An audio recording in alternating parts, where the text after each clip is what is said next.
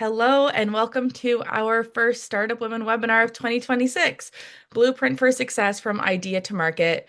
My name is Amanda Logan, Programs Officer at Startup Canada. To begin, I would like to take a moment to acknowledge the land on which I am today. It is located on the unceded and traditional territories of the Algonquin Anishinaabe, also known as Ottawa. As we are a national organization, I would also like to acknowledge with respect the diverse histories and cultures of all Indigenous peoples. I encourage you to take a moment to acknowledge the traditional territory you are residing on today. We welcome you to connect with one another in the chat. Please make sure you are sending your messages to everyone in the room. You are welcome to share your LinkedIn or business social media pages, but please note you are not obligated to share any personal contact information. Today's session is being recorded, and we will add it to our YouTube channel afterwards as a living resource. Startup Canada is a national nonprofit that is the gateway to Canada's entrepreneurial ecosystem. We're here to connect entrepreneurs with the support, community, and tools they need to build a successful business in Canada. Startup Women is an annual program offering support to early-stage women identifying entrepreneurs across Canada through topic-focused webinars like today's, industry roundtables, and meetings with startup women leaders. We know that when you support women, you support a nation. I would also like to thank our program partners, UPS and Scotiabank, our ecosystem partner, WEOC, and our community partners. We'll add the full list into the Zoom chat. Today's conversation will focus on helping early-stage entrepreneurs validate their ideas, develop actionable business plans, and understand the legal and financial foundations required to launch and grow their business. We have prepared questions for our panelists. However, if you do have a question, please write it into the Q&A box on the bottom function bar of your screen, and we'll do our best to have it live or answer it live. Now, without further ado, I am honored to introduce our speakers today. So we are joined by Carine Bado, founder and CEO of My Little Tribe. We're also joined by Reagan Bradley, owner and operator of Fine Art Bartending School, Vancouver, and by Toni, founder of Moratorium Tours and Retreats. So to start us off, I'm actually going to pass it over to Carine, if you could tell us a little bit of your backstory and your business. Thank you so much, Amanda. Thank you to Startup Canada for having me today and the wonderful founders with us today. And a little bit about my background. I am originally from Ivory Coast. I don't know if you guys know where that is, but it is a francophone country located in West Africa. I moved to Canada 18 years ago, so I've been here for quite some time. I'm Canadian. I live in Winnipeg, Manitoba, and just a little bit about myself. I came here to study. I have worked with different organizations in the past, just supporting entrepreneurs, and that's how I really started fostering an entrepreneurial mindset.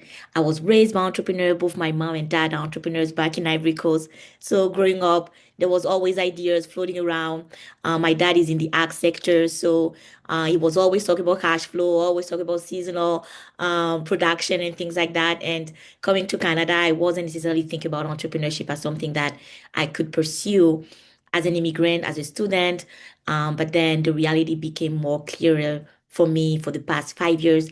And that's how I really started working on my own ideas. I tried a couple business before and then finally found the strength and the courage to start My Little Tribe, which is a live childcare booking platform where we focus on building community between parent and childcare providers.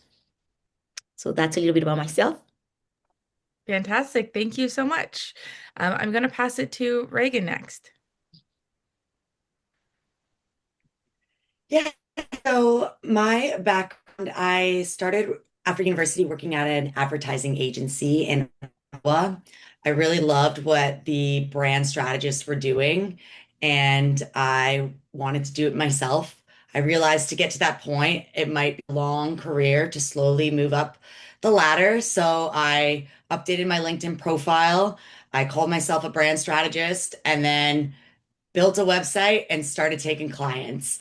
And something that you learn as an entrepreneur is that you don't have a mentor or a leader to really teach you how to do the job, just like you would if you were working in an organization and growing. Often you have to teach yourself everything that you know. So I hired a coach. I paid for a brand strategy consulting course. And as I got my revenue from my first client, I used it to invest in the program, and I was learning as I was doing.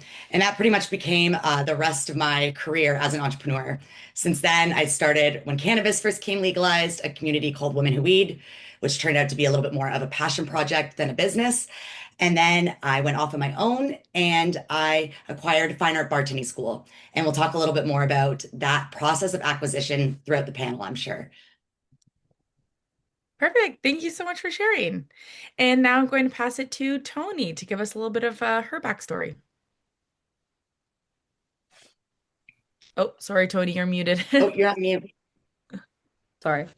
I didn't really grow up with much of an entrepreneurial background, per se, but I mean, you look back at, being a kid and being super creative and designing websites from the age of like 9 or 10 and always being really passionate about the place that I'm from, and feeling that it was a special place in the world. And I knew it was quite different. My family and I lived in Alberta and would travel back and forth to Newfoundland every summer until we finally moved permanently back here in 2004.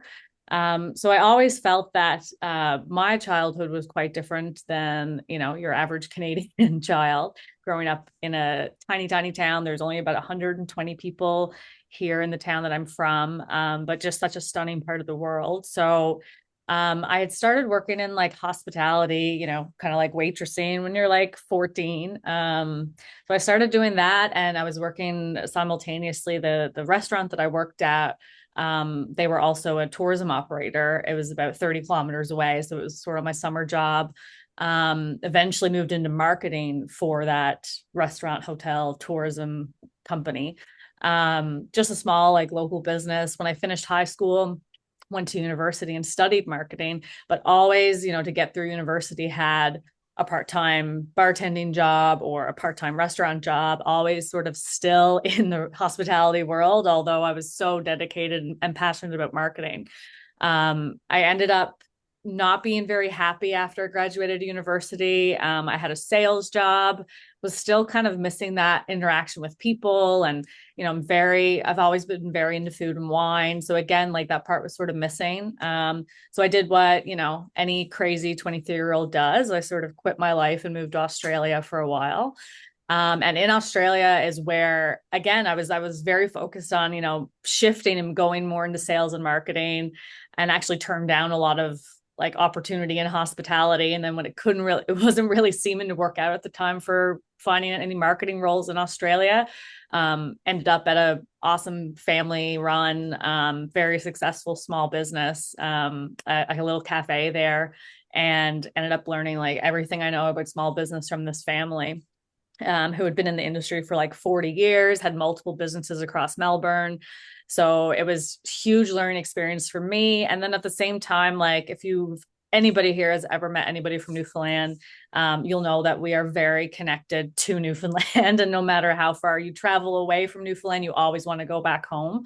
There is a joke that people say, how can you tell, like spot the Newfoundlanders in heaven? And they say it's the people that want to go back home to Newfoundland. And it's very true. So I was, in Australia, I thought I was like, you are living the life. You're like, 23, 24, the weather's good, the money's good, like lots of friends, but my visa was running out, and I always had this call to start my own business. But honestly, growing up in a place like this, it's not even presented to you as an option.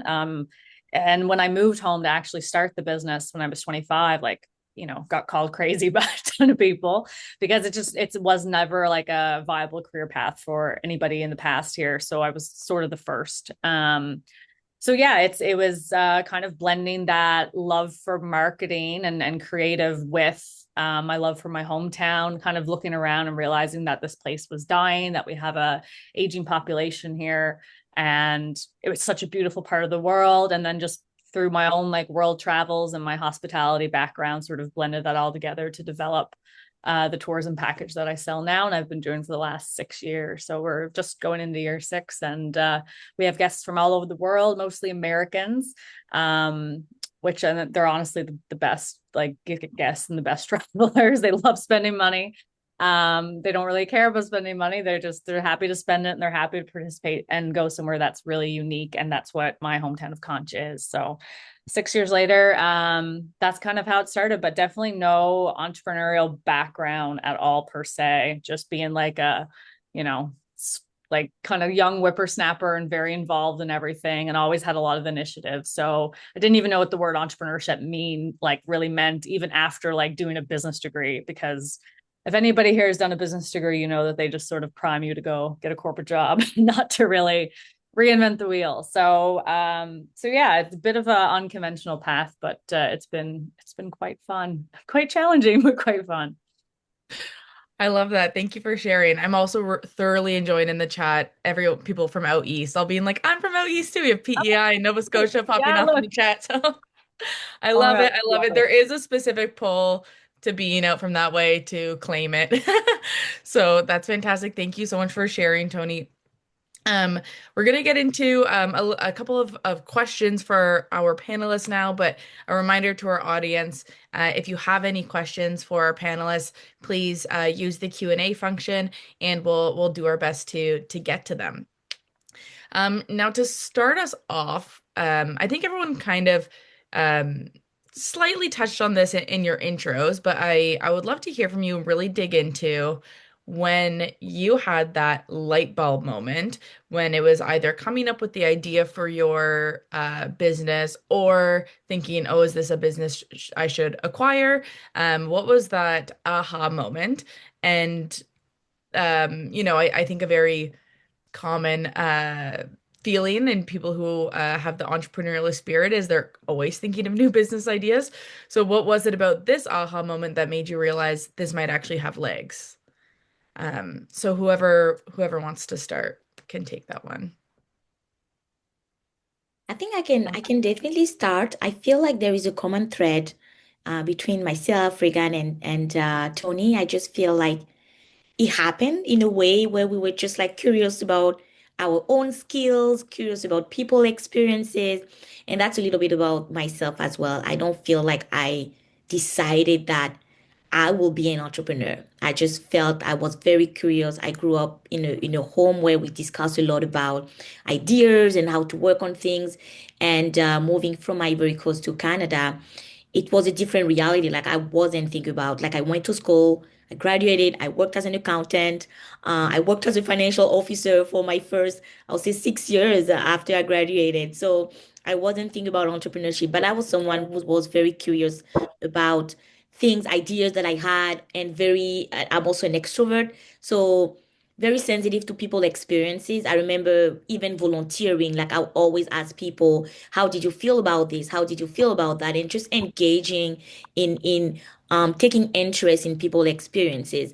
And I think that really led me on to look at my own life experience through the lenses of, oh, this is a problem, but this is how other people are also experiencing the same problem, and really trying to figure out how I can improve my life, starting with my own reality and think about ways to, maybe if this is working for me, then maybe it can also work for my friends, or it can also work with this person. And I started my journey in entrepreneurship as a songwriter. I I always loved writing music, and I was just like, okay, you know what, maybe if I can communicate my emotion through music, and also getting feedback from people, which is like, oh, we love your voice.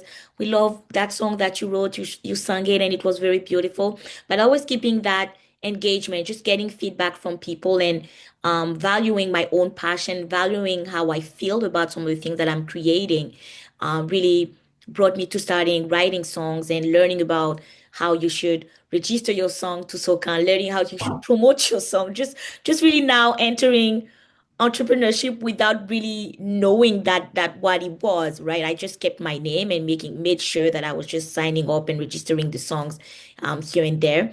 And that also led me to other ventures with my sisters. We were interested in bringing shea butter, because I come from Ivory Coast, and that again, that was something that I've experienced myself, just having dry skin, and even all of the things that said shea butter on it. We were always laughing like, there's no shea butter in this. Like seriously, I don't know what percentage of shea butter they've put into that product, but that also led us again to think about ways to bring shea butter here in our local community in Winnipeg. And that also led us to another venture. But I feel like what really changed my life experience is when I became a mom. And I think that experience was very threatening because the experience had impact on my mental well-being, on my financial wellness, if I can say that, because you have now impact of what type of job you can have. What are the different logistics? Can I really apply for this job even if I love it, but I have to travel 50% of the time? I cannot apply for that job. So I think that reality, when I became a mom, really opened up my eyes to the reality, the problems that moms face. And as an immigrant, that reality was even more threatening because I didn't have parents here. And I really started thinking about of a way to better my own motherhood experience, to find ways to go to work, apply for job, look for a daycare that is close by, figure out my logistic, and then from that experience, really realizing that this is not just a Carine problem, this is a Canadian mom problem. Just the system is just not working, and just like really stemming from that idea, figuring out how I can again think of a way to bring community together. I come from Ivory Coast. We grew up in community. You always have an auntie, a cousin, someone you can call on to come and support you. And that's really how my little tribe started. And I don't think I had a haha moment. I just had a passion and like a purpose-driven action, if I can say. I feel like I'm someone who, when I think about something, when I feel like the impact, when I understand that the suffering is just not me, whether it's through entrepreneurship or just in my regular person as a person, I cannot not do anything. I become quite obsessed with supporting people and driving impact. And that's just an extension. My little tribe is just an extension of some of the things that I wanted to bring to the world and have other people benefit from it. So yeah, my haha moment is just you need to figure out your life as a mother and how about you bring other moms with you. So that's a little bit of how I'll answer that question. No, I love that. I think that's great. And you shared, multiple examples with my little tribe, but then also with, shea butter of you're realizing if I need this, then there's probably other people. There's probably a community of folks who also need this and unlocking that, that's fantastic. Reagan or Toni, would you like to share your light bulb moment? Sure, I can jump in.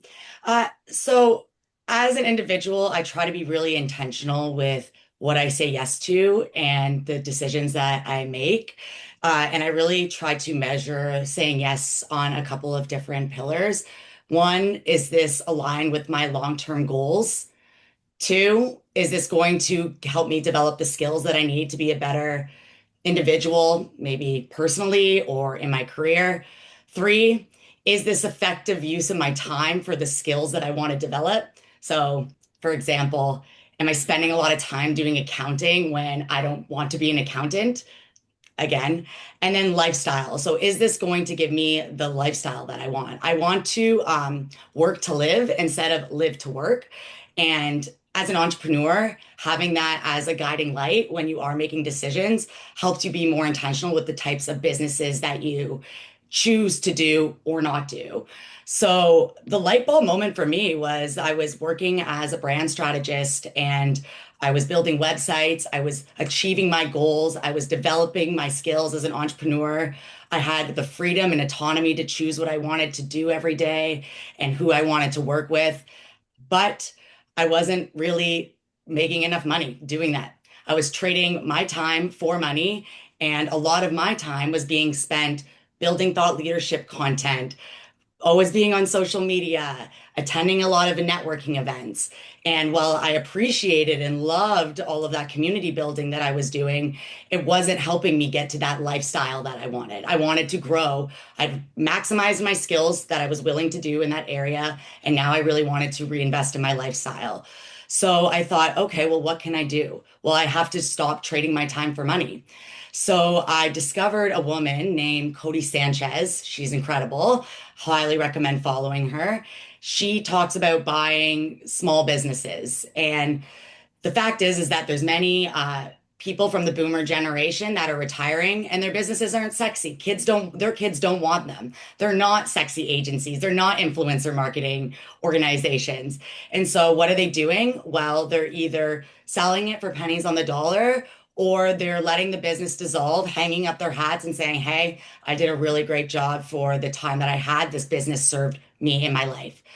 There's an opportunity there, though, for people like me that have skills that can bring the business to new feet. And so I loved that concept. I was really inspired by it. So I started subscribing to all of her content. And remember what I said earlier, like how you learn anything as an entrepreneur is to pay for courses, pay for someone else's knowledge, pay for the shortcut or the blueprint. And eventually I invested in her course, which is a small business acquisition course. It's about $1,500. And in about a month, I completed it and I had the exact step-by-step pathway on how to buy a business. And then I looked for one. And eventually, Fine Art Bartending School came up. And I'm sure we'll get into that a little bit later of like why I chose that business and that acquisition process. But that's how I got to acquiring a business. That's great. And I really love, what you said about, still being an entrepreneur, but choosing the path of working to live, not living to work, because I think that is a big assumption about being an entrepreneur, a small business owner, is that now your entire identity and your entire life is just that. And so it's like great to hear a success story of I'm going to do it my way and the right way. We also did share a link to Cody Sanchez in the chat because I saw also our panelists start to nod their heads. She's obviously a great resource. Toni, how about yourself? Yeah, just Cody Sanchez is awesome. I wish I had discovered her like 5 years ago or 6 years ago, but I've only started watching her stuff the last 3 or 4 years. She is like the best. Yeah, the aha moment for me was while I was in Australia, I was managing this cafe I just spoke about and wasn't super challenged. At this point, they were sort of giving me as much responsibility as they possibly could without me owning the place. I, was doing everything from stocking and ordering to read this and that, pretty much everything. I was just kind of at that point very bored. But my best friend's mom passed away back here in Newfoundland. So in addition to doing Moratorium, I do run a marketing agency called Antipodes, and the word actually means it's a geographical term meaning two places on the globe that are as far away from each other as possible, which is literally Newfoundland and Australia. You can't get any further away. So my best friend's mom passed. I was in Australia, literally as far away as possible, and had to come home and wanted to be here. So made the trip back for the funeral and the preparations and whatnot. And kind of while I was here, it was just kind of this feeling that like my community was dying in a way. And I mean, coming back that time of year in March, and it's March out right now, like there's not a whole lot of activity in the community. Summer is definitely, it feels like it's thriving. But just that time of the year, it was, I don't know if it was the funeral or, that kind of shift into adulthood. Like once your like friends' parents start to pass away, you're like, oh my God, am I actually this old? And is this actually happening? So it's sort of like pushed me into this like now or never sort of mindset. That was March of that year. My visa wasn't going to run until October, but that's really when I started, just looking around in my hometown and being like, well, what can I do, or what can me and a group of people do to really help save the community from dying in itself? Like, we have an aging population. There's not very many new families here, people having kids anymore. It's a very difficult place to live. I mean, we're an hour and a half from a Tim Hortons, and we're like 5 hours from a Walmart. So, it's not, we're about 12 hours from a Costco. So it's not a place where you would really want to start a business. Anybody who is rational and sensible would never be like, yeah, what a great place to start a business and try to run. But yeah, it was just kind of the aha moment kind of came to me kind of after that funeral, and then flying back to Australia. And it just gave me so much perspective of like, okay, like it's so much urgency. And all the people along the way too, like I said, like there was family and like past mentors or bosses or whoever, kind of everybody told me it was a really crazy idea. For me, I wanted to kind of create a business that not only like saved down in a very like savior complex sort of way, but just celebrated like the culture and the history that we have here. I find those were always, it's funny because I was doing therapy while I was in Australia, and the first time I met with my therapist, she like asked me about myself, and the first thing I started talking about was like Newfoundland and the fishery and like all these things, and she's like, do you just hear what you said? Like, this is a huge part of who you are, and this is who you are. So I kind of wanted to lead with that and my experience of like growing up in Newfoundland in the 1990s after the cod moratorium, which was the biggest layoff in Canadian history next to COVID. That's pretty much the reason why there's like nobody in these small little coastal towns in Newfoundland anymore. The fishery was sustainable for 500 years, and then less than 50 years after Newfoundland joined Canada, the species was almost extinct. So there's a lot of generational trauma, from, you know, folks literally giving up their livelihoods that their, you know, grandfathers and great-grandfathers and great-grandfathers before them had always been fishermen, and now all of a sudden you're nothing. Like, there was a cultural identity piece there that was missing. There was definitely that like psychological shift. And I know everybody from the East Coast probably feels this way. It's not so prominent today because there is like a booming tech industry in the East Coast and whatnot. But, you know, we in the 90s and even in 2000s, like you were always encouraged to leave the East Coast, or especially leave Newfoundland. You were told like, go get your education, get out, get a job. Like, there's nothing here. So my biggest inspiration through all of this has been a woman named Zita Cobb, and she is the founder of the Fogo Island Inn, which is this like beautiful $41 million property that she's a tech entrepreneur and sold her company for millions and millions, or sold her shares in the company for millions, and took all that money and reinvested it back in her little tiny town in Newfoundland. So I, at the time, was like super obsessed with like reading like Tim Ferriss, who's the author of the 4-Hour Work Week. And I remember reading that book at that time, and like they were talking about how, you know, look at the people who inspire you. And although your story might not be the same as theirs, and like, you know, I come from not a very rich part of the world, and not a very rich family. And looking at Zita Cobb, someone who had, say, you know, $40-50 million to invest in her hometown, but how could I even take the values and the principles that she kind of founded her hotel with, that has gone on to be extremely successful in revitalizing her hometown? How could I kind of reverse engineer that back to just like the bare bones and use those principles to build what I wanted to build in a completely like grassroots bootstrap sort of way? And it's taken a long time. Like, it's, you know, you operate a seasonal business, you know, you might, for us in Newfoundland, summer is like 3 months maybe of the year. And then you're waiting a whole other year to run the business again, but you're marketing the rest of the year. So although I've been in business almost, I guess this is year 6, really, it's only like, you know, we're only operating for maybe a total of 2 years, and with this big gap in between. But looking at what Zita Cobb had done, I really was focused on, again, trying to take those principles of, you know, having everything locally made, organic produce, of partnering with other like entrepreneurial people in the community. There's a family we work with who has a little farm and a farm stand, and they have a micro bakery and they do sourdough and eggs and whatnot. We have a historical society here that's always been here, who do like museum tours. We do this fun like charcuterie and wine night up there. There's so many folks here, like retired school teachers and principals who, you know, could present and talk all day about the history of the town, and people who were just really passionate about this place.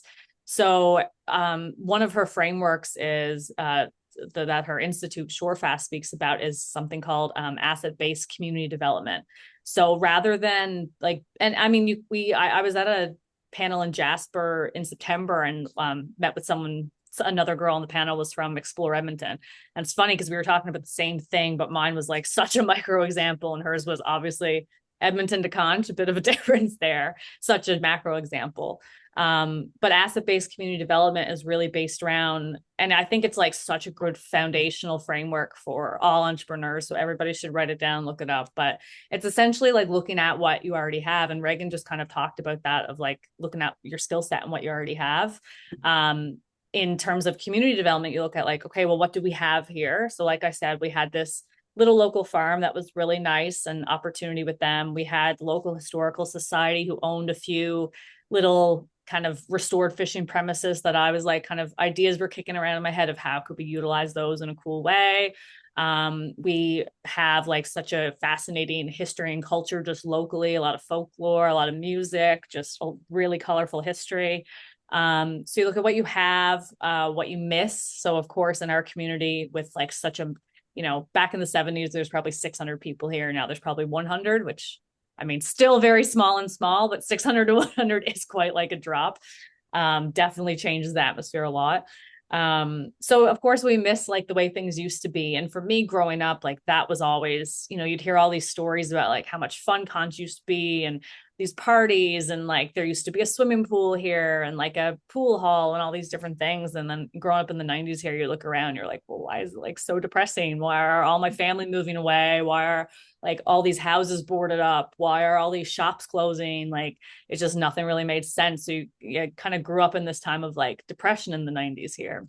So it was, what did we have? What did we miss? And then what did we love? And, like I said, we're, as Newfoundlanders and East Coasters in general, very passionate about our history and our culture, our music and song. Of course, like the seafood's a huge part of it. So that's the codfish is still a really big part of my business. But essentially it was like asking myself those three questions, trying to, really the aha moment, like I said, was kind of going back from that funeral and thinking about how was I going to like tie all those things together. But again, looking at what we had first, like from an asset-based approach was really important because like Reagan said, if you don't really have the skills, then you got to buy a course. You have to go do something to bridge that gap because you're not going to, there's a lot that you do learn, like, trust me, like bookkeeping, definitely learned that the hard way the past couple of years. Definitely was not an accounting kid in university. But yeah, you really got to look at what you already have and then any kind of weak spots, learn how to fill the gap there. But really, I think the best businesses are, there's some kind of pull in your heart in some sort of way. I think that makes it easier to be self-motivated and get up every day when you are really connected to your mission and what you're doing. Or you just, and I mean, that doesn't need to be some grand mission to like save your hometown. That could be as simple as like, taking care of your employees and making sure they're happy. Or like, just knowing you're having an impact in the lives of others in some like extrinsic sort of way. It doesn't need to be like this super grand, big, shiny mission. One other thing too, is that I always, I was, when I left to go to Australia, just like so classic, like young kid, just thinking like, I have to find my purpose. Like I'm going to go travel and find my purpose. And like, if anybody's ever gone backpacking, like you probably felt the same. You're like, I'm going to go find what I'm supposed to do. But that's kind of a load of BS. You really just have to like pick something. Like you have to pick what you're passionate about. Your purpose just doesn't like come to you on a mountaintop or anything like that. Like funny enough, like I was very like back in those days, very into like meditation in Australia a lot, and things would come to me like thinking about home and whatnot, which kind of like made me feel like I was on the right path. But at the end of the day, like it's almost, you kind of got to step outside yourself and like ask yourself what you actually care about. And I think as women, especially, we're so intuitive and we're definitely more empathetic leaders. And we definitely go towards where our passions are naturally anyway. So yeah, it doesn't necessarily like, not like Reagan said as well. I keep picking on Reagan, but Reagan did say a lot of great things. So but yeah, it's like, it's not necessarily probably going to be something sexy and awesome all the time. Like it's not gonna, you don't have to look at all of us as like examples. Like, I mean, we are examples, of course, but you don't have to, compare yourself so much to other entrepreneurs of, oh, they're doing something super cool and I'm not, or whatnot. But, it's really at the end of the day, stepping outside yourself and figuring out what you actually have to offer the world, and then combining that with the experience that you've had to kind of build a business that hopefully exists well long after you're gone. That's amazing. Thank you. Thank you for sharing. I want to build off of some of what you were talking about, and I have a question for yourself, Toni, and uh, Carine, because I feel like both of your businesses strongly require community investment, right? And so, Toni, being from somewhere so rural, um, you talked about working with a lot of people within your community and their buy-in, but I'd love to hear from you as to what the community reaction was and those like beginning days on getting everyone on board. And then similarly for yourself, Carine, you identified this is something I need, so I think this is probably something that other parents are going to need. But what made you realize that this was actually a deeply personal need for communities, and how did you start building that? So Yeah. just for each of you. Feel free to cut me off whenever, because like I'm from Newfoundland, so I could literally talk all day and be ignorant of everything. I'm so sorry. But yeah, it like I said in the beginning, like I remember coming home for that funeral, and my mother was here at the time, and it was in this very house right here.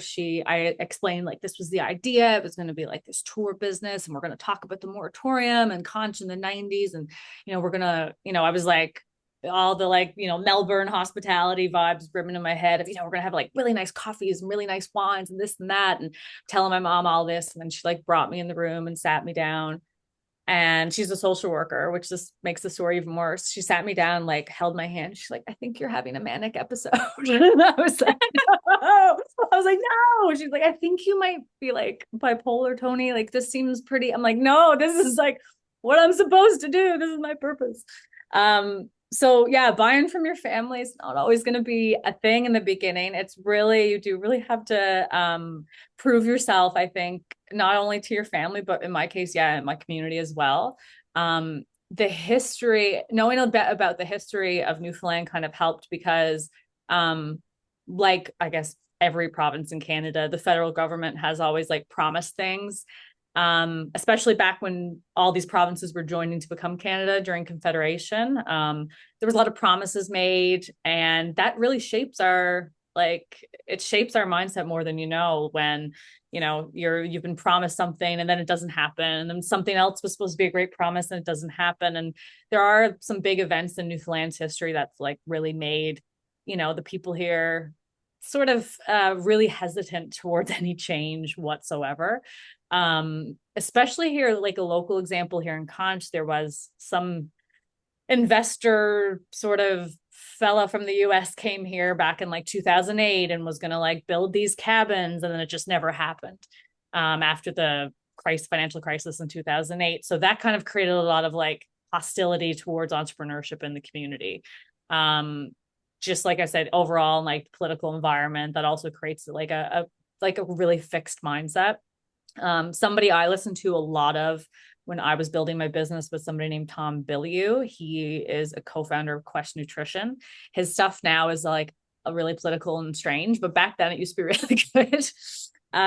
But he was really, one thing he always said is that unfortunately, the greatest predictor of your success is going to be your postal code, is like where you're born. And his mission was to try to change that. So that's, that sort of became how I feel too, is that like, I don't want to, just because you're from a little tiny town with no resources that you can't make something big. But the community, again, so just knowing that like there was always that feeling of like hostility towards entrepreneurship and like hostility towards people with like big ideas that went nowhere, put a bit of fire under my butt, because I felt like there was so much to uphold. Like if I was actually going to say I was going to do this, like I had to do this and I have to be successful. Which still is like, it's still there, like drilled in the back of my head that this has to work every year. And this has to be, we have to be growing. And there is so much pressure being an entrepreneur. There's an extra layer of pressure when like your physical, like not just your followers online, your online community, like your literal physical community. And these like 120 people around you are rooting for you, when in the beginning, nobody really thought this was going to work. Like nobody really gave me any support or hope. The only person that kind of validated my idea was like my dad, who just literally said like, follow your dream, like very cliche, like follow your dream, go do it. when everybody else in my life was like, you're crazy, like, you're a smart gal, you just finished university, like you've traveled, go get a job, like what are you doing? Like makes no sense. Like, go protect yourself, like go build your future. What the hell are you doing? So anyway, I didn't listen to everybody, which I'm very happy about now, but back then it was very troubling. The local historical society, again, like it takes people, I think it took people a good year or two of like persistence and tenacity, and them seeing that I was working my butt off to make this work. Someone in the chat just asked about like promoting my business. Like I said, I have a marketing background. I've kind of always worked in like marketing and tourism, hospitality sort of simultaneously. So like social media was the biggest piece for me. So I think even the community, like seeing themselves represented online, made people kind of proud and started to help them buy in a little bit. But the community support was like, it took a while. It definitely was not there in the beginning.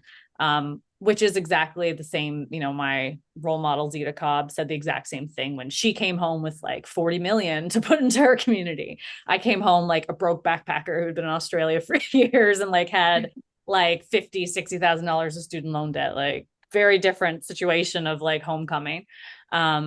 But yeah, and unfortunately, like whatever your business idea is, or whatever stage you're at in your business, I think it does.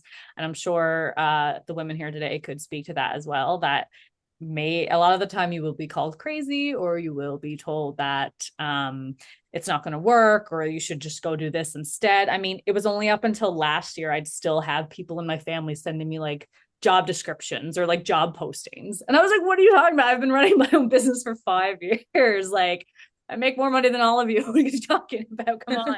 And they'd still be sending me job descriptions. I'd be like, nobody gets it. Like nobody really understands. Right. But it's so important to connect with other like-minded women who are doing something similar to you, because if you didn't have groups like these or spaces like these, you would, drive yourself absolutely crazy. It's especially harder for women, especially harder. So the community support wasn't always there. Definitely had to prove myself over the past, couple of years. Now everybody seems very happy now, and there's like we do have guests in the community. There is like this vibe, and people are always like super excited, and you can kind of feel the energy shift when we have tourists here now. So it's really nice to see. Yeah, that's great. I love that. Carine, how about yourself? How was community reaction for you, especially considering your business requires community buy-in? Yes, I feel community for me looks very different because I am from Ivory Coast, and obviously there's not a lot of Ivorian in Winnipeg. So I really understood early on that the community will be the people who need the services, also will see value in what I'm doing. And that really kind of shifted my effort, because we know as entrepreneur, time is all we have, particularly when you're bootstrapping, or you don't have angel investors, or you don't necessarily come from a wealthy family, or you don't have these privileges, right? So I think for me, it was really understanding very, very from the beginning who I would call community, who is experiencing those same problems, or what organization really value childcare or value community. And I think for me, it was just like to do the outreach. Obviously, it takes a lot of time. I absolutely agree with Toni that Winnipeggers are not Toronto or Ottawa, like it's still a mid-sized growing town, and not necessarily adopting tech solutions or things like that. So there's always challenges in having these conversations, or when people don't see alignment, or when people don't see the value. And it's for me, it was to identify early on, after a 20-minute conversation, like I kind of know that I'm not putting my time into that pathway. Like, thank you, we are not aligned. But it's really finding those early adopters, if I can use that technology term, like, or supporters. And I've done a lot of volunteering, and that maybe I'll go back to Reagan. When she mentioned that you have to invest in yourself, you have to grow your own skills before you can convince, or before you can feel confident enough to be a founder. And I think understanding the gap within your own skill, and started working on these things by investing in yourself, growing in new skills, like growing as a community builder, volunteering, just being a people person, particularly if you are like leading an impact-driven organization, or you know that what the type of venture you're building require community. You cannot be someone who's just like isolated and just like not empathic, just closing yourself off and expecting that people would join your cause, right? So depending on the type of business or venture, type of client that you are looking to attract, you have to grow the skills to almost look appealing to these people or look convincing or build that trust relationship. So I took a lot of time volunteering, learning how to be empathic, learning how to listen, learning also how to engage in solutions with people. And I think it's just the past year that I can say that I have built connections with different community leaders who are now supporting. Like, for example, when I have an event for moms, I can connect with all the different partners and we talk to each other. We really kind of want to make sure that we are providing values to the members as well. And we exchange on the type of experience that we want parents or moms to have. And this has just been very recent where I can see now that there is an enthusiasm when people say, oh, I want to connect with my little tribe. What you have going on is very good. So there's now a little bit of light at like at the end of the tunnel, but it wasn't something from the beginning. Like I needed to build myself as with my credibility. I need to build myself as someone who is a community builder, a community leader, just like being out there, just simply caring for people, just showing without expecting anything in return, like just genuine care and seeing people and having this conversation. And I'm a mom myself. Sometimes I just want to chill. I don't want someone to come sell me anything. I don't care about what you're selling. And that's the truth. I really don't. I want community. I want to sit down with my friends and talk and gossip and have fun. And I think that really what drove me, not just like come buy my thing. It's just like, how can I bring value to your experience, or how can I build value to your members as an organization? That has always been something that I'm trying to put forward, and whatever comes out of it, comes out of it. I love that. And I think between yourself and Toni, the theme is, you have to you don't just have to prove yourself to your community, but you have to show up for them too, right? Reagan, I'm gonna shift gears towards you because you have a little bit of a different story, when it comes to entrepreneurship. Of course, you had your, brand strategy, but then you have acquired fine art bartending school. So you talked a little bit about, how you discovered the idea of buying a small business. But can you take us through why you chose the business that you did and then what that acquiring actually looked like practically? Definitely. So after I'd taken the course, Cody Sanchez's business acquisition course, I had the blueprint on how to buy a small business, and now I just had to find the right business.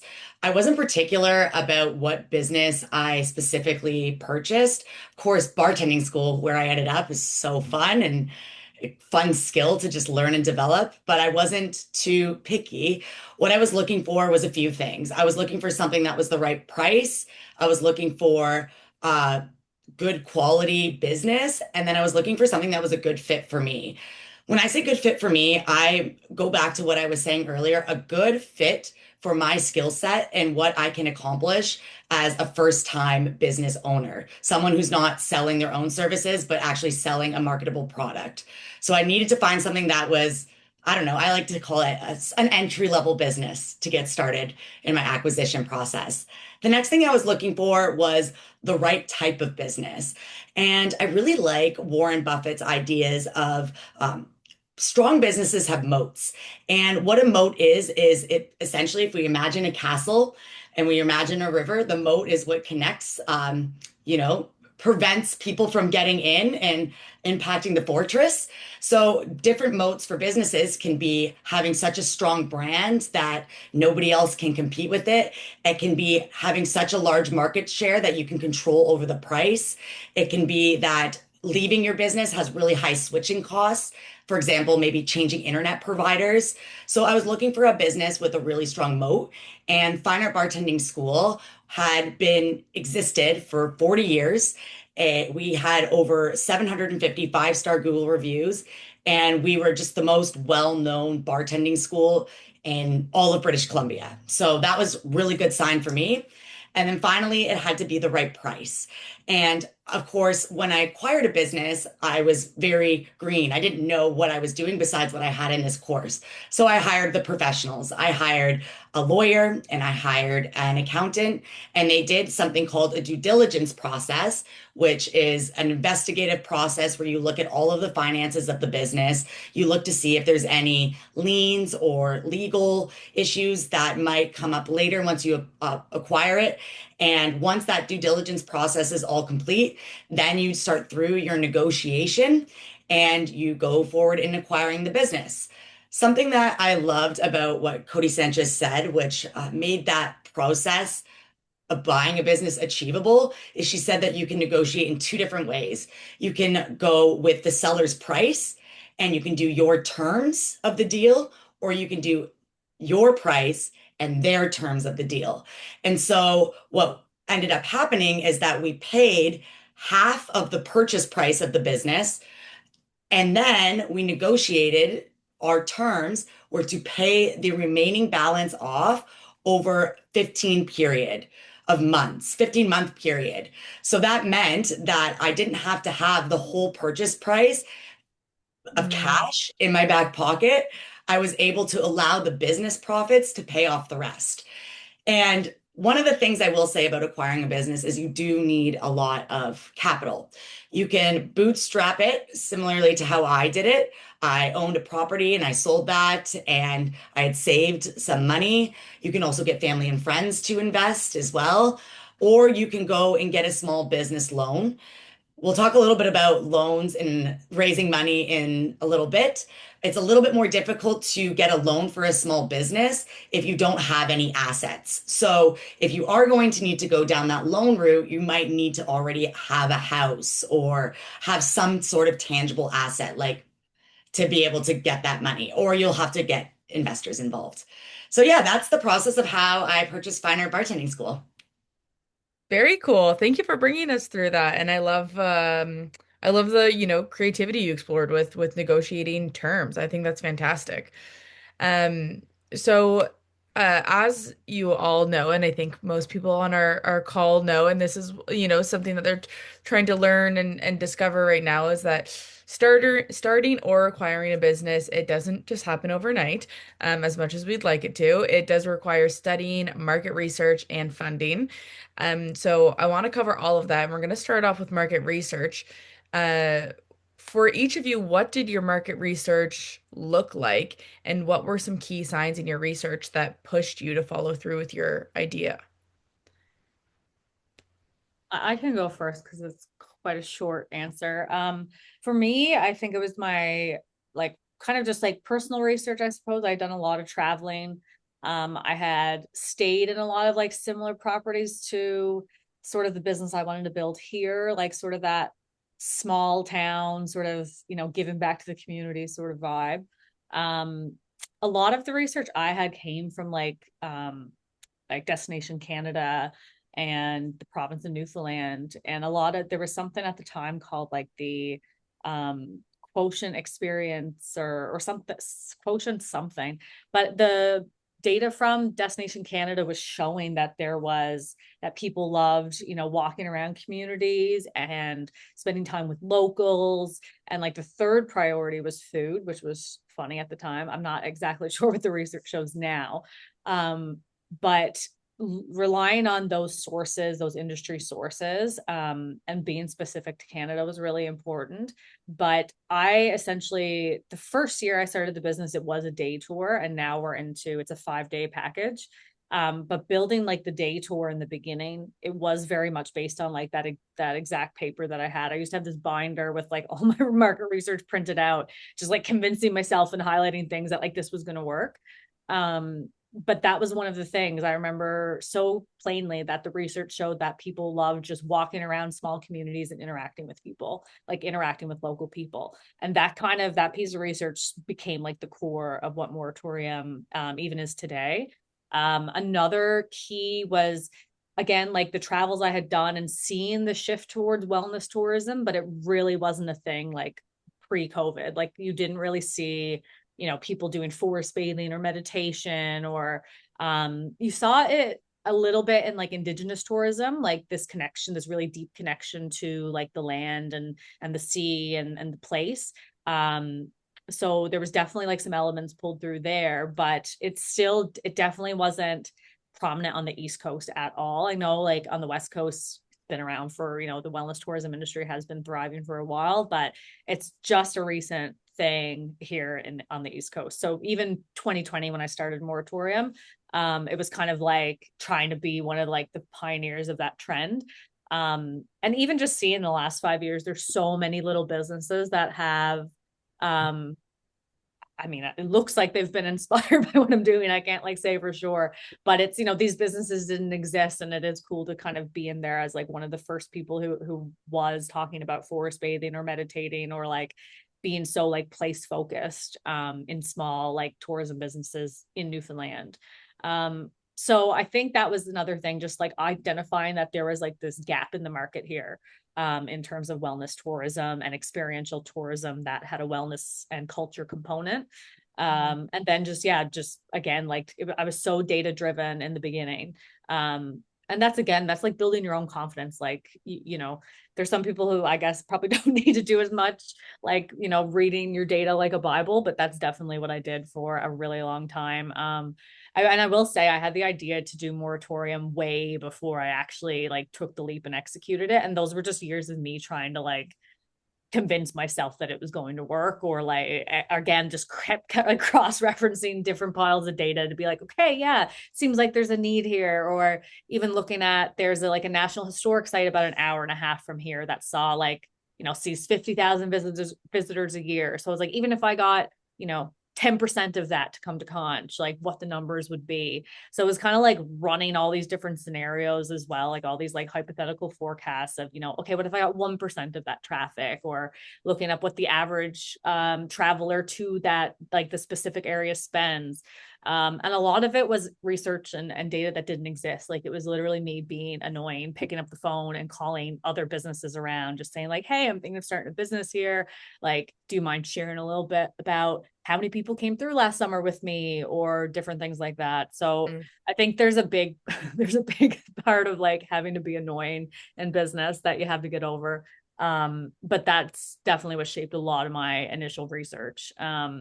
Was primary research, like actually being the one to go in. Of course, like Stats Canada and whatnot provides good things, and there are a number of different tools, Canadian business tools that you can call on, and different networks and whatnot that can provide you good market research. But I think there's something to be said about conducting your own as well, and like trying to talk to as many people in the industry. Of course, like going to conferences and events. To me, I didn't find the ones provincially to be very helpful in the beginning, because I was trying to do something so different than what already existed in Newfoundland. So I found like going to those was like very, I don't know, it wasn't beneficial. Now it's super beneficial to connect with like people who are doing similar things, or like in the ballpark of where I aspire to be. But back then I didn't find it super helpful. But I think it's trying a number of different avenues and kind of compiling your research, and don't just take a gamble, like do your research, like figure things out. Find similar businesses that inspire you, or similar businesses doing what you're doing, and try to find numbers and try to run through different financial scenarios, because if you just, keep a job if you can before starting your business. Like it's very scary to dive in without like some savings or a safety net. And there's something to be said too, like mentally, what that does to you if you don't have a bit of safety. But for me, like the safety was definitely in the data and the research that I did. That made me feel a lot more confident to take the next step. Yeah, for sure. I what you were saying about, trying to find the events that maybe make the most sense to you. I'll just take a moment to share that through Startup Women, we do industry specific programming. And last year we actually hosted one on tourism and hospitality. And, this year we're exploring some new industries. And so, not just Startup Canada, but look at, these different entrepreneurial ecosystem organizations and see if they're doing industry specific stuff. Because, you never know when you're going to meet someone who has a similar background or business idea or has a background in what you're trying to explore. Um, Reagan or Carine, did you want to add some of your experience with market research? Yeah, I can jump in.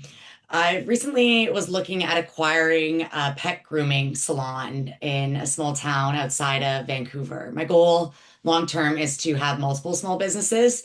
So I'm always just exploring to see what's out there.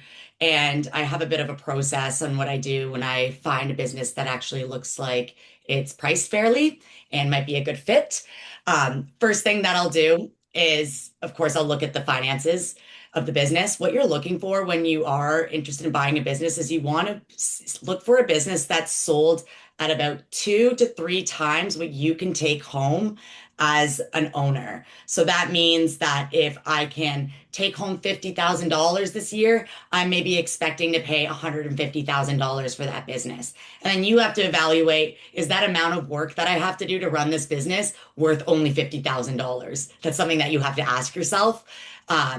So that's step one. Step two is that I call other organizations that of that same nature and I talk to the owners. So for pet grooming, I ended up disqualifying that business because of some of the interviews that I did with pet groomers from different parts of Canada. You have to make sure that you're not talking to someone who could be your direct competitor because they don't want to share that information with you. And what I learned was that just like you have a hairstylist that you always go to cut or dye your hair, pet owners want the same thing for their dogs. And so if this key person, this main groomer, leaves your organization, takes all your clients with them, where does that leave you? Your business falls apart. And so you really want to make sure that your business isn't dependent on a few key persons. And the bartending school doesn't have that same problem because I could train anyone to be a bartender instructor. They're not going to be taking their clients with me because they don't have the infrastructure to teach them like I do. So it's just talking to people that are running the same type of business to you, asking direct questions like, hey, would you mind sharing the numbers with me? No worries if not, but I'm really taking this opportunity seriously. Or, hey, what's one thing that you would tell someone to make them not want this business? You want to not go into a business with rose-colored glasses because often it's going to take you about 3 years to actually start seeing the fruits of your labor, starting to see the ROI of the time that you've spent. Even myself, buying Fine Art Bartending School, I was so optimistic, thinking I was going to double, triple the revenues. And where are we? I've improved the website. I have updated the program. I've made the space better. I've done so many incredible things to the business. And where does that leave us? We're making the same amount of money. And how would I have known that? I wouldn't. So, of course, you're always trying new things, but an idea is an idea unless it's validated in facts. So just be cautious of your own biases and own your own ideas when you are considering starting a business. That's brilliant. I really like the idea of rose-colored glasses because you can be so excited, right? And Oh, that can alter your reality. Yeah, and I think as one last point there is that like everything that you do needs to be rooted in research and in numbers. And I find that as business owners, specifically women, we really do want to do things that we are passionate about, that are going to be community oriented and driven. But when you don't have, if you can't pay yourself to live from your business, you don't have a business, you have a project. And it's a little blunt, but it's important to keep in mind because this is a huge investment of your time, and this is the rest of your life that you're planning for. So you want to use that time effectively. Mhm. Absolutely. I think if I just want to just answer the question, Yeah. my background is actually writing business plan and doing financial analysis. So I feel like I was very comfortable planning. And because I've done that for several years, I've worked with different startups before even starting my own startup. So for me, it was easy to do a full business plan of 110 pages in 2 hours. Thanks to AI, it's even more faster now. But definitely looking at the market, looking at the data that you have, just seeing if it's a growing market.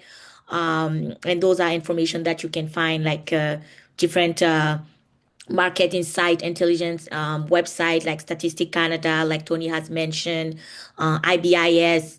Just some technical words where people will say, know your time, some, some. Those three things, at least. Just know if you are entering a market that is shrinking, because you just want to make sure that there's not some regulation problems or external problems that is just outside of your control that makes the industry very difficult to scale or very difficult to start. I mean, it's information. At the end of the day, every founders will decide if the idea is still worth pursuing, but at least knowing this type of information, if it's a highly regulated industry. I know for my little tribe, it's provincially regulated, right? Like childcare is within education. So really understanding some of the licenses for home daycares. Is it a requirement for a home daycare to be licensed? Is it a requirement for someone, for a nanny or a babysitter to be licensed? Just really understanding this type of regulation before even considering if it's something that's worth my time. Also evaluating how much parents spend in childcare.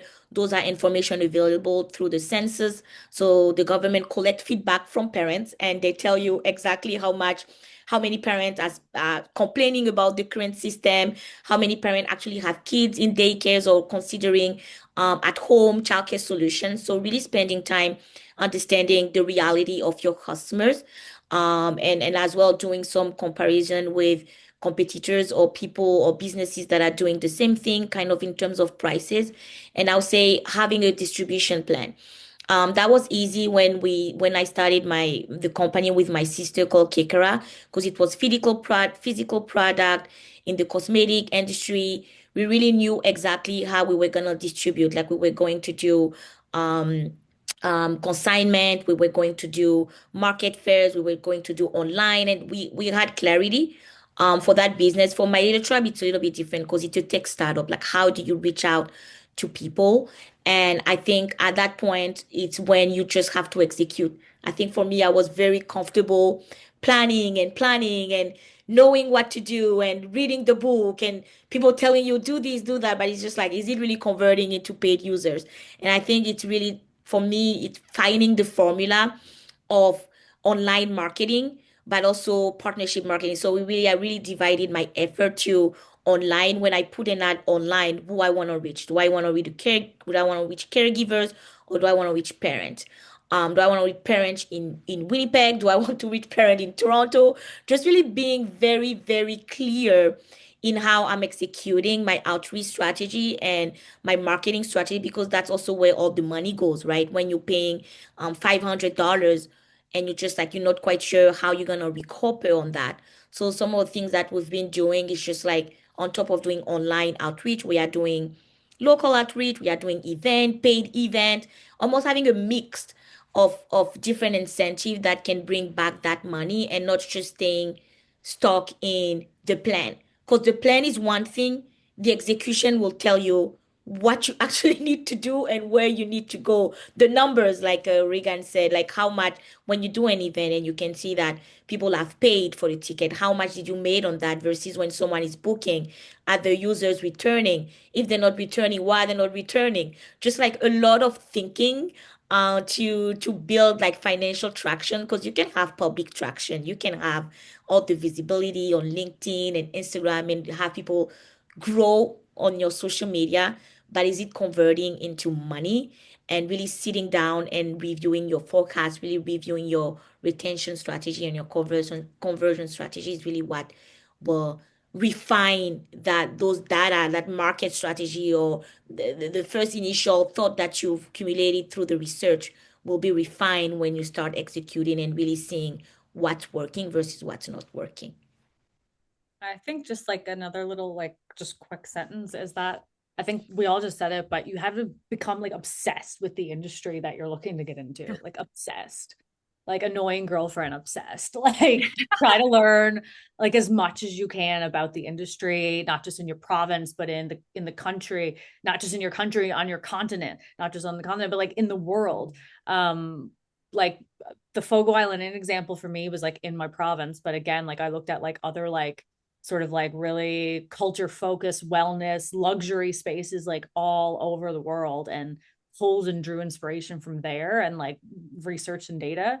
But I think at the core of it, it's just becoming like obsessed with that industry that you're looking to get into, whatever that is, like becoming like an industry expert, almost like do your research, like study, like treat it like you're studying for like the biggest exam of your life, like try to learn as much as you can about the industry.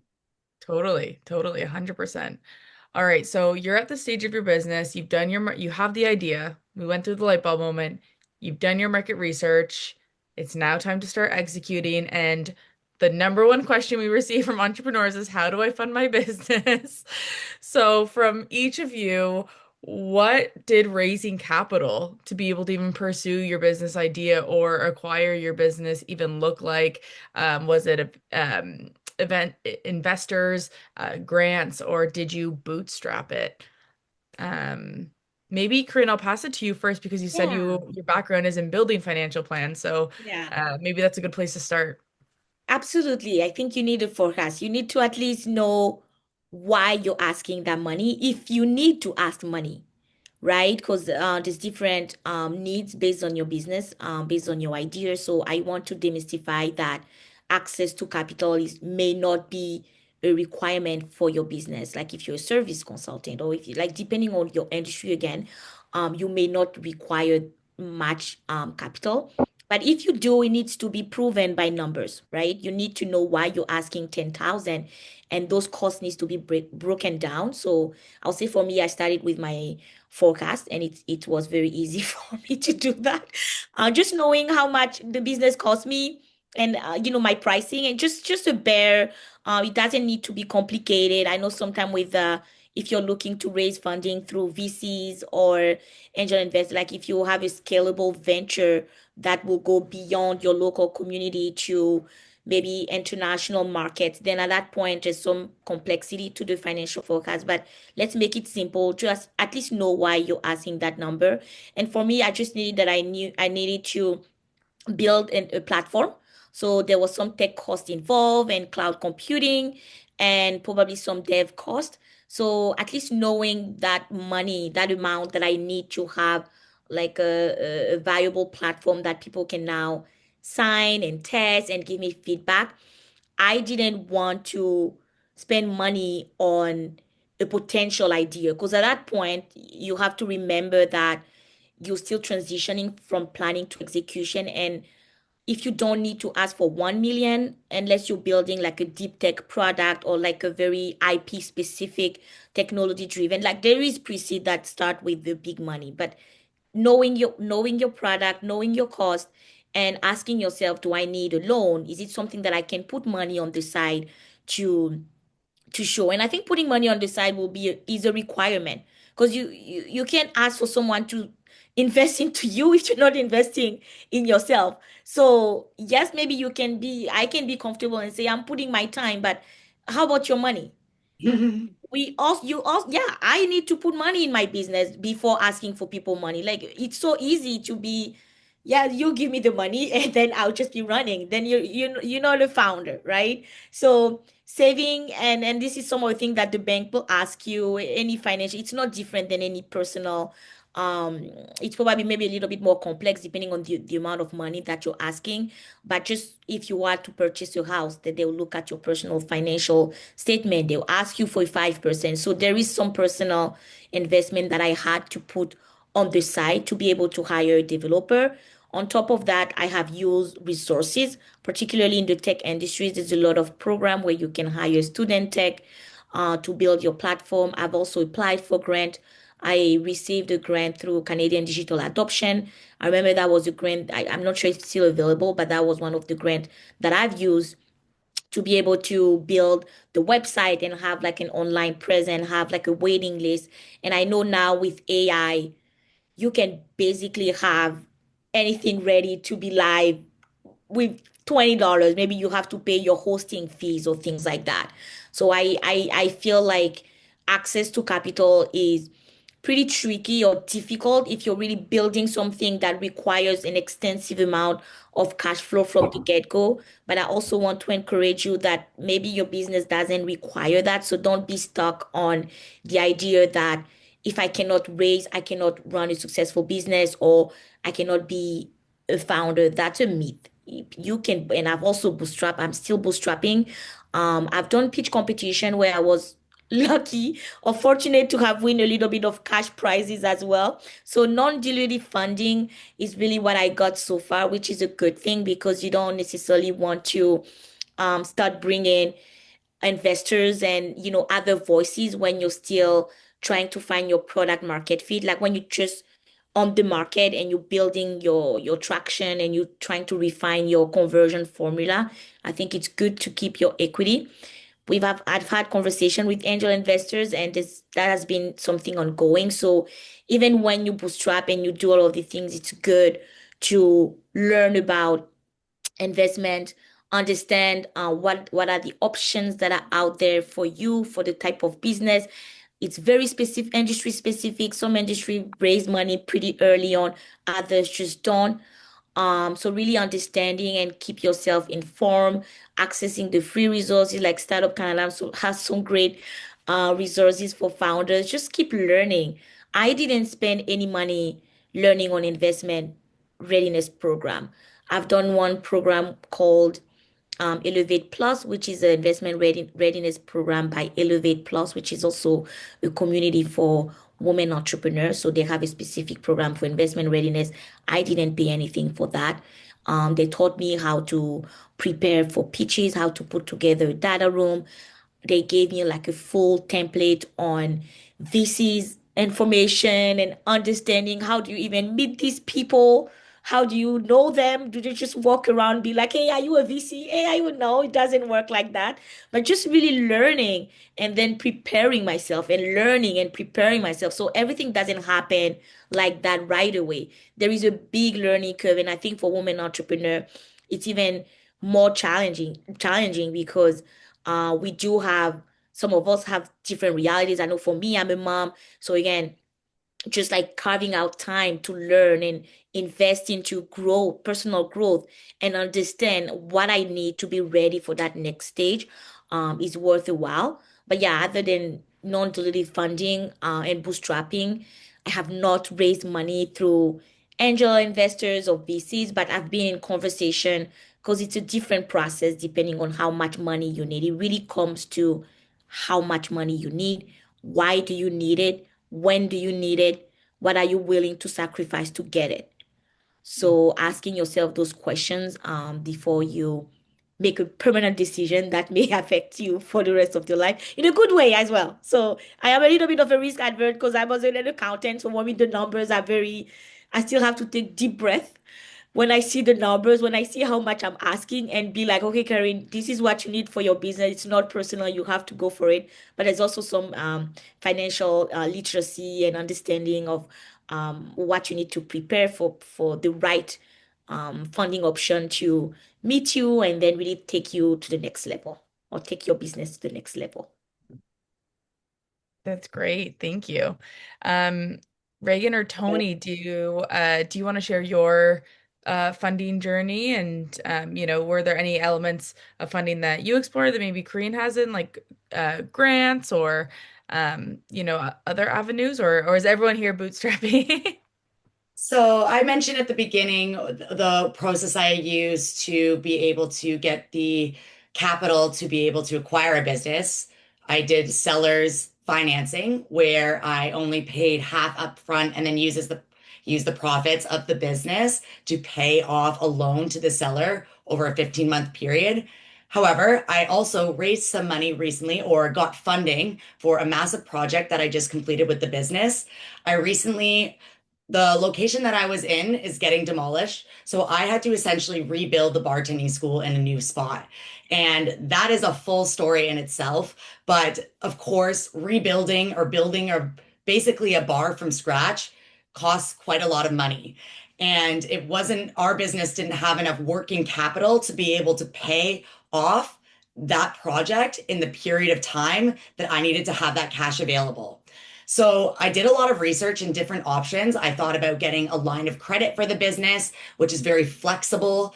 A line of credit allows you to use the money however you'd like it. However, there's a limit to amount of line of credit that you can have unless you have a security that you give the bank. And a security essentially is just cash, or it is something with a tangible value. I mentioned that before, like a house, that if you do not pay back your loan, they can take that away from you.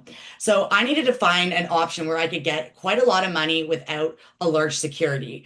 I did a lot of research. Something else that I explored was that there are small business lenders. They call them like lending sharks. They are going to have really high interest rates with unfavorable terms for the entrepreneur, which although you can get the capital, sometimes you're in a pinch to be able to pay it back as quickly as you need to. So I ended up exploring this option called WeBC. It is a government funded lending program for women businesses in British Columbia. And they are really set up to they're really help you be successful as a small business owner.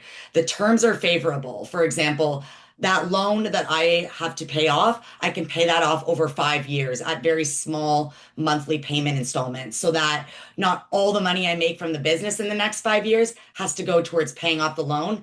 I can still continue paying off myself. Something else that you want to look at is you want to look at those interest rates. There's always going to be the prime interest rate, and then there's going to have a percentage on top of that. That percentage on top of the prime interest rate set by the banks can change based on the organization that you work with. And then you have to go through what Carine described. You have to create a business plan for them. You have to have a sound strategy.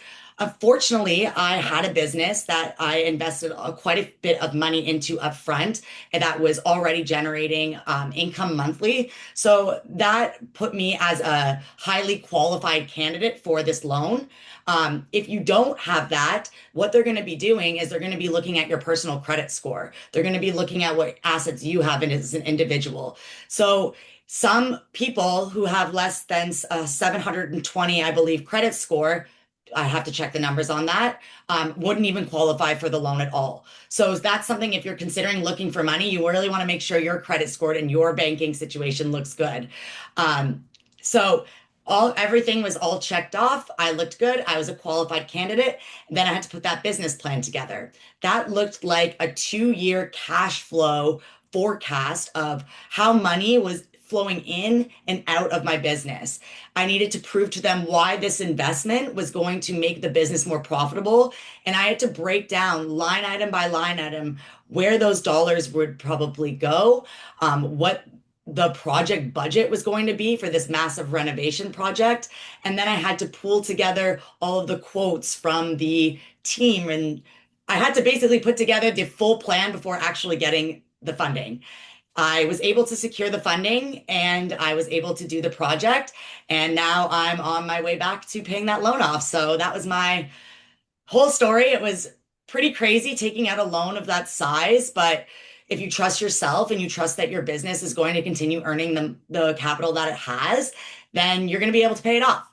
So taking on big loans, the first one when I purchased the business was so anxiety inducing. I would wake up every day stressed out, looking at the bank. That was not helpful for my mental health at all, constantly checking the numbers. Because checking the numbers and checking the bank isn't actually doing what you need to do. It's a way that we distract ourselves from actually doing the work. Finally, when I paid that off, I calmed down, started making money from the business, and now here I am taking out another loan.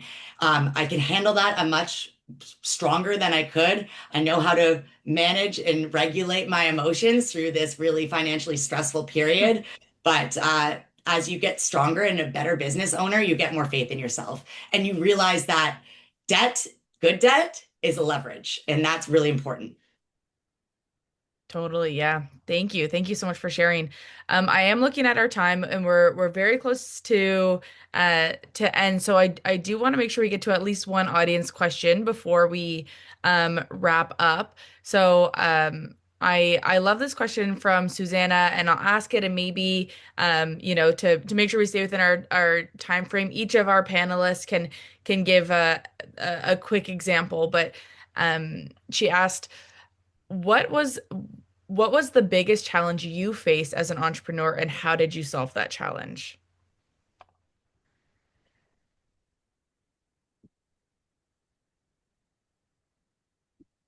I think for Any me, takers? it's, oh, I can take that one. I think I used to be a very good planner. Like I will be in the ideation stage for forever. And just realizing that you actually need to execute. And the challenge for me is just like, even when you have there's no right or wrong. You just have to do it. That's the mindset that I've fostered in my head as a perfectionist to be like, there's no right or wrong. Just do it and keep growing. Just do it. And so now every time I have an idea, every time I want to do a meetup with mom, every time I don't even think. I wake up, I do it, I send the email, I create the Eventbrite, event registration, I put my pricing, I promote, and then after I sit down and I see what worked, what didn't work, like really being very practical in this stage is just like it's the way to move forward. Like there's no time to keep lingering in the idea or entertaining the idea of being an entrepreneur. It's really like getting things done. So Hmm. that's a challenge, but that's something that you get to practice and then you don't think about it anymore. I would say for me, the biggest challenge was acknowledging my weaknesses and working towards or working on things that highlight my strengths. So, hiring the right people to do the job so that the job gets done well and on time, and you're not spinning your wheels trying to learn something that's not going to develop your skills, going back to the first thing that I said, where you want them to be. Love it. Toni, any example for yourself to close us off?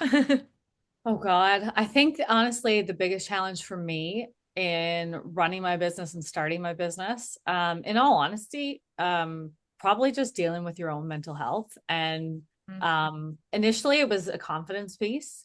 I'm only at a stage now on year 6 where I'm looking at taking on loans, what Reagan was just talking about. And what she just talked about is like where I am right now. And it's maybe when you're not in the startup phase, that's, I mean, for me, was never going to happen. I had terrible credit when I moved back to Canada. I had like 60, 70 grand in student loans, like very abysmal situation financially. It was just living the life, you know. In Australia, I was not taking life seriously. So loans and funding and stuff like that, that was an option for me until like now, 6 years in. Um, but again, like you, I think the biggest challenge of having like it's a challenge that keeps coming back as you grow. Like you never know if you're ready for the next phase. Or in the beginning, it was just like the confidence to start the business, like take the idea and execute, just what Carine was saying. And then that fear kind of as things were rolling year 3 and 4, and I like people were coming and people were happy and we were making money and we're paying the bills, we're paying our tax and everything's going really good. And now it's like, okay, well, we have to expand now. Okay, well, we have to take out like a huge loan. And I'm like grabbing my pants. I'm like, I don't want to, like, you keep having to test yourself and deal with your mental health. And I mean, I don't have any kids, so I can't speak to exactly what Carine was saying about, but I can kind of relate to like trying to carve out your time to invest in yourself and to not be so focused on like the everyday of being in the business, but carving out time to work on the business and the vision and where things are going.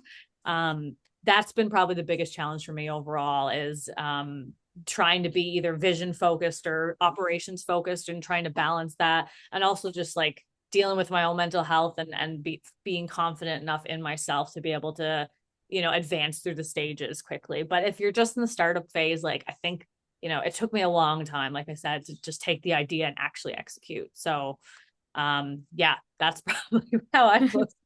No, that's great. Thank you so much. I mean, yeah, of course, protecting your mental health is so important in this journey. Reagan did have to hop off.